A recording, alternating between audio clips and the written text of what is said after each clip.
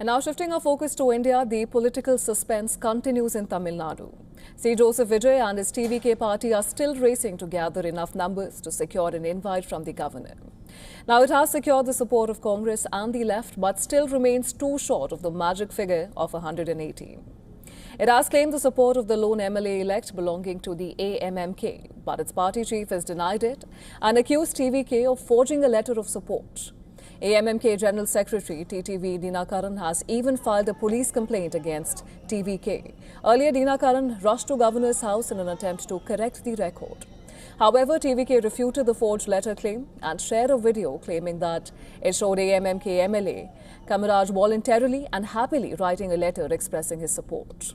Meanwhile, another potential ally, Indian Union Muslim League, has released a letter saying it was not part of the TVK-led alliance.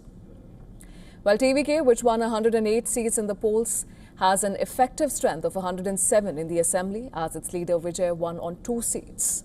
For now, the CPI, CPIM, which has 2 seats each, and Congress with 5 seats, they've already extended its support.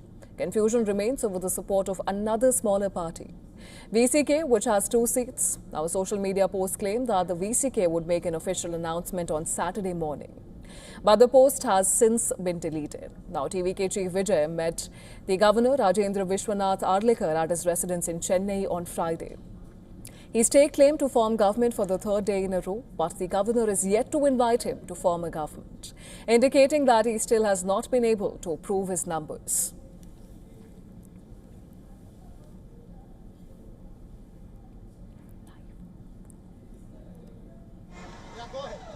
And for more on this, our principal correspondent, Siddharth MP, is joining us on the phone line. Siddharth, what's the latest you're picking?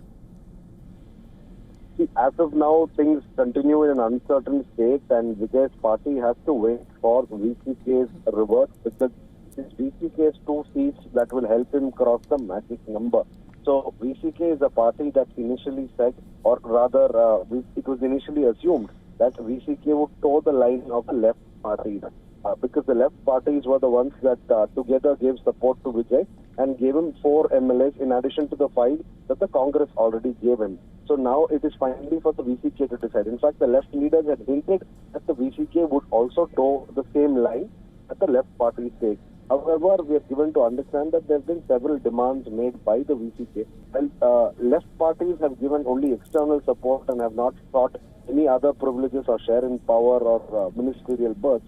The fact remains that VCK is learned to have asked for a deputy CM post, and they've asked for ministerial berths for their MLA. They've also said that the seat that perhaps Vijay will quit, which is Trichy East, Vijay contested from 2.